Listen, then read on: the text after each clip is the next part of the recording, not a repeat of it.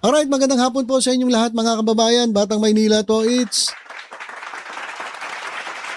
breaking news po tayo mga kababayan.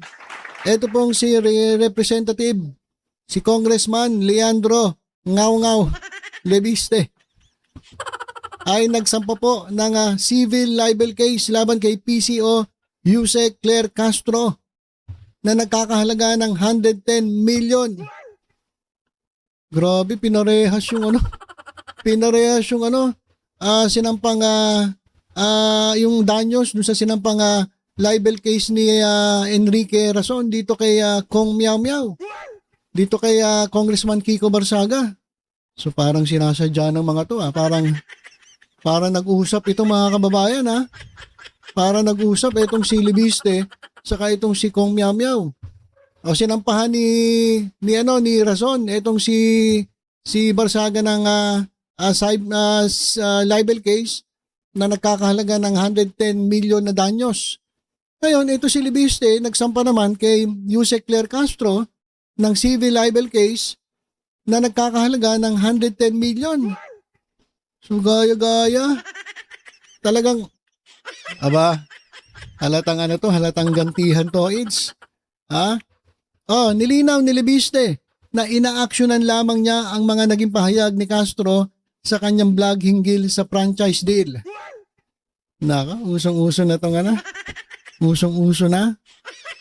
Etong sampahan ng libel, mga kababayan. Naku po, Diyos ko. So ito mga kababayan, pakinggan natin si Libiste kung ano yung kanyang basihan. Kaya siya nagsampa ng civil libel case. Actually mga kababayan, ang libel case po, pwedeng criminal libel case, pwede rin pong civil libel case. Ito, pag pinanood natin, ipaliliwanag ni Libiste kung bakit civil libel case lang ang sinampa niya laban kay Yusek Claire Castro. Kasi mga kababayan, dalawa po yan criminal libel at yung civil libel. Para alam natin, unahin na natin konting pag-aaral sa batas. Ito pong criminal libel, ang batayan po niyan ay yung Revised Penal Code Article 353 to 355 at Cybercrime Prevention Act of 2012 kung online, kung cyber libel. Ayan, sino ang nagdedemanda? Siyempre, uri ng kaso, criminal case nga. Sino ang nagdedemanda? Estado, sa pamamagitan ng piskal, kahit may pribadong nagreklamo. Ngayon, ano ang parusa sa criminal libel? Imprisonment, posibleng kulong, at multa. O layunin, parusahan ng paninirang puri bilang krimen laban sa kaayusan ng lipunan. Okay, o halimbawa, paninirang puri sa Facebook, sa X, o sa mga blogs. So, maaaring cyber libel kapag online. So, ano ang pagkakaiba nito sa civil libel? Ang batayan naman ng civil libel ay ang Civil Code of the Philippines, Articles 19, 20, 21, and 26. So, uri ng kaso, civil. Sino ang nagdedemanda? Pribadong tao. Parusa, danyos, moral, actual, exemplary. Walang kulong ang civil libel. So, ang maririnig natin kung bakit civil libel. Kasi sabi ni nagyayabang nga ito nagyayabang si Leandro Libiste na mananalo daw sila. At ayaw naman daw niyang makulong si Claire Castro. Kaya civil libel. Kahit na walang kulong, may danyos naman. Kaya yung danyos niya, 110 million. Kaparehas nung kay Rason, laban kay Kong Miao Miao. O anong layunin nito? Bayaran o itama ang pinsalang dinanas ng biktima? Reputasyon, dangal, emosyonal na hirap. So ito ang ginagawa ngayon ni Libiste. Humingi siya ng danyos dahil sa nasirang reputasyon kahit walang kasong kriminal. Okay, so yun po yung pagkakaiba ng civil libel at criminal libel. So dalawa po yan. So ang final po ni Libiste laban kay Yusek Claire Castro ay civil libel. Pakinggan natin si Libiste. Ang nais ko lang pong linawin ay nothing personal against anyone in government. Ayoko pong masaktan si Yusek Claire Castro at hindi ko po din kaaway ang administrasyon. Sila po ay nagpahayag tungkol sa akin, kaya ngayon po ako po ay sumasagot. Okay. At Okay. Ganito kasi yan mga kababayan, sinampa niya ng kaso si Yusek Claire Castro. ay yung sinabi naman ni Jose Claire Castro ay base sa sinabi ni Ombudsman Remulla. Narinig ko rin yun eh. Doon sa programa nila, sinabihan pa nga to si napaka hindi makapilipino itong ginawa ni Lebiste. Dahil nga doon sa pagbenta ng franchise. So galing po yun kay Remulla, kay Ombudsman Remulla, na kinote lang ni Jose Claire Castro. So dapat ang dinimanda ni Lebiste si Ombudsman Remulla. Di ba? Dapat si Ombudsman Remulla ang dinimanda mo. Kasi yun yung una nagsalita, bakit si Jose Claire Castro dinimanda mo? So, ayaw niya raw masaktan. Kung ayaw mo masaktan si Claire Castro, edi dapat si Ombudsman Remulla ang nireklamo mo kasi galing sa kanya yung sinabi ni Jose Claire Castro at rinig na rinig ko rin yun. Ayaw naman ay kahit balik-balikan mo doon sa programa, nandun lang yun. Hindi yun nagbubura katulad nung ginagawa ni Kiko Barsaga na nagbubura ng post. Tuloy natin. Kaya po hindi namin ngayong araw sinasampahan kay Jose Claire Castro ang isang criminal case dahil sa tingin ko mananalo tayo pero maaawa naman po ako kay Jose Claire Castro kung siya. So kumpiyansa siya. Talagang sinabi pa niya kay Attorney Topacio, sigurado mananalo tayo attorney Bakit meron namang pinanalong kaso yan? Lahat nga ng kliyente niya nakakulong eh. Sabi nga ng iba, laging talo eh. This time daw, malakas ang loob ni Lebiste na mananalo sila. At ayaw namang makulong ni Lebiste itong si Jose Claire Castro kaya civil case lang daw. Civil libel lang daw ang sinampan nila. Po ay kaagad makulong. Sa tingin ko po, ang ating unang hakbang ay isang civil case. At ito po ay for 110 million pesos in damages na sa tingin natin po, we will win po this case. Maraming salamat. Thank you. Okay, so ayun 110 million. Parehas yung kay Rason. Grabe. Ginaya yung ginawa ni Rason, 110 million. Talagang sa tingin ko nananadya ito mga kababayan. Kasi imposible naman malaman nag-uusap yung mga yan, gayahin natin. Kung magkano yung final ni Rason na moral damages saka yung exemplary, ganun din gawin natin, 110 na rin. So yan mga kababayan yung sabi ni Lebiste. At ito naman yung pahayag ni Attorney Topacio. Paldo na naman. Paldo na naman si Attorney Topacio. Sana ito, pakinggan natin yung pahayag naman ni Attorney Ferdinand Topacio. Dito nga sa pagsampa ng kaso ni Lebiste ng civil libel case charges against Palace Press Officer Jose Claire Castro. At ngayon po ay maghahain siya ng isang civil case para sa libel under Article 33 and related articles ng Civil Code dahil po sa mga sinabi ni Jose Claire Castro sa isa niyang vlog na pinalalabas niyang may mga ginawang mali at paglabag sa batas si Congressman Leandro Lebiste doon po sa pagbebenta ng shares ng SP New Energy Company sa MGen na ito daw di umano ay lumabag sa prangkisa na iginawad ng lehislatura. Ay nga yun ang nagsabi nun si Remulla. Kinote lang siya ni Jose Claire Castro. So dapat si Remulla dinimanda ninyo. Si Ombudsman Remulla, bakit si Jose Claire Castro? May mga sinasabi pang ito ay mabilis na naibigay noon. So, there are aspersions as to violations, supposed violations ng anti-graft law, ng law on franchises, and other matters na ito po ay nakasira po sa reputasyon at sa magandang pangalan ni Congressman Leandro Lebiste bilang isang negosyante, isang mamamayan at isang mambabatas. Pero hindi po Okay.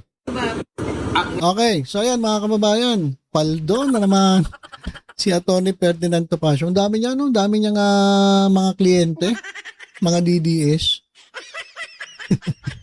Si Kibuloy lang, hindi siya kinuha ni Kibuloy kasi nandun si Torion. So paldo rin si Torion pagdating kay Pacquiao, kay Kibuloy. So ayan mga kababayan Lumalaki na ilong nito Pasio. Dami ng pera nito. Ha? Pero mga kababayan, according to Attorney Jesus Palsis, nako, mali na naman ang kanyang pinasok dahil nakinig siya kay Ferdinand Topacio. Oh, kasi nga sabi niya ni Palsis, etong si Leandro Lebiste ay ill-advised by Ferdinand Topacio in filing libel case against Jose Claire Castro. Ill-advised, mali daw. Unang-una, etong si Claire Castro ay may basis in claiming Lebiste sold the Legis franchise. Oh, yung sinabi niya kasi ay base sa sinabi ni Boying Rimulya, ni Ombudsman.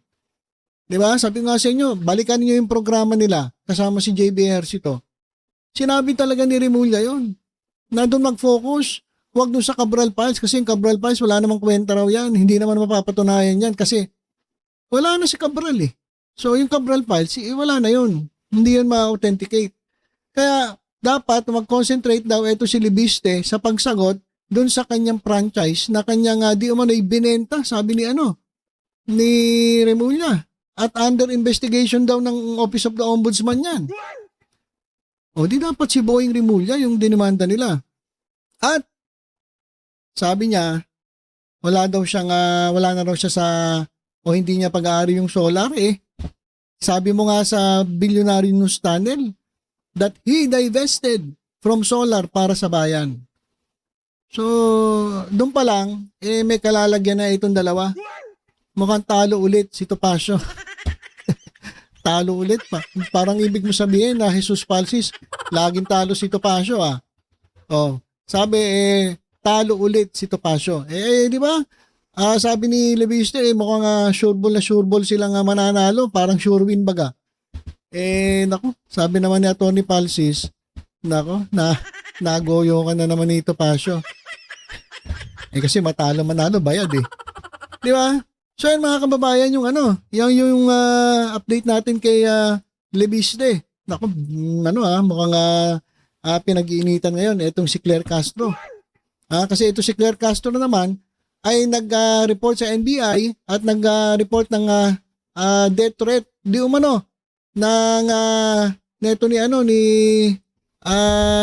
Trixie Cruz Angeles. Nasabi naman ni Trixie Cruz Angeles hindi naman daw yung death threat. So ay naman na hindi reklamo, yung po ay nireport lang sa NBI para kung may mangyari daw kay Yusek, alam na kung sino ang dapat imbestigahan. So nag-react si doon Trixie Cruz, sabi ni Trixie Cruz, hindi naman daw yung death threat. Sabi naman ni Claire Castro, mukhang nabaliktad. mukhang binabaliktad na ito ni Trixie Cruz Angeles, yung senaryo. So, eto mga kababayan, bilang pagtatapos, ito namang si Kiko Barsaga, hindi pa tapos ang problema niya. Akala nito kasi pagbalik niya, tapos na problema niya dyan sa House of Representatives. Nagbabalak etong si Puno, etong chairman ng NUP, ng kanilang partido, at balak siya na patalsikin dyan po sa House. Nako.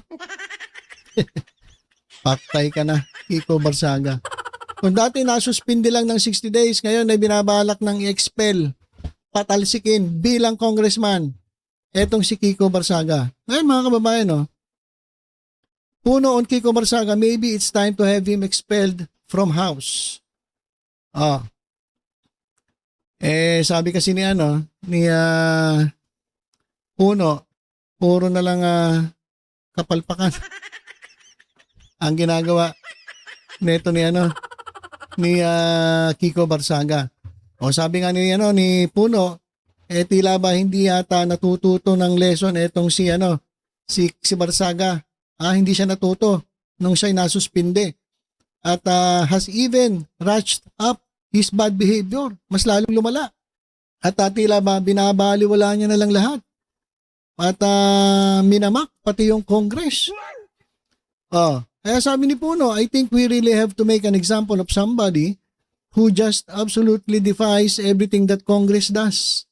Then creates confusion and really tarnishes the reputation of everybody there dyan sa House. We will bring it up to Congress to consider it. Maybe we should just have him expelled because it seems there is not going to be any end to this problem unless he is removed.